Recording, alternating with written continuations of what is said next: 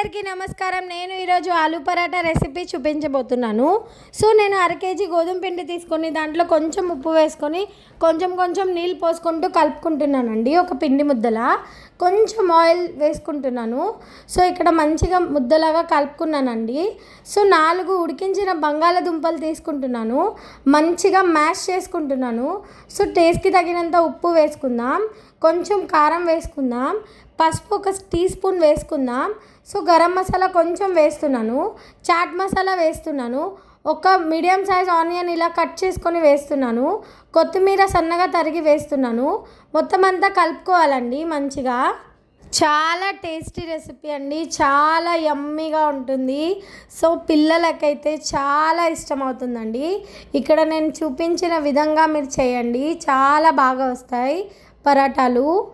ఇంకా బిగినర్స్ కూడా ఇలా మంచిగా చేసుకోవచ్చండి. ఏం స్టఫింగ్ అన్నది బయటకు రాకుండా చాలా మంచిగా వస్తాయి.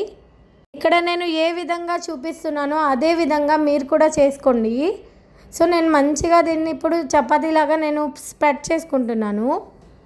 ఎక్కువ ప్రెషర్ ఇవ్వకుండా లైట్లీ మనం చేసుకుందాం. తర్వాత నేను ఇక్కడ ప్యాన్ పెట్టుకున్నాను, ప్యాన్ హీట్ చేసుకున్నాను. సో నేను ఇట్లా పరాటాని వేసుకుంటున్నానండి. మీడియం ఫ్లేమ్ మీద పెట్టుకొని మనం పరాటాని 2 వైపులా చక్కగా కాల్చుకుందాం. ఇక్కడ నేను నూనె పెట్టుకుంటున్నాను, మీరు బటర్ అయినా పెట్టుకోవచ్చు.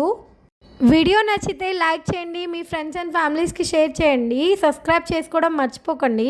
థ్యాంక్ యూ అండి నా వీడియో చూస్తున్నందుకు.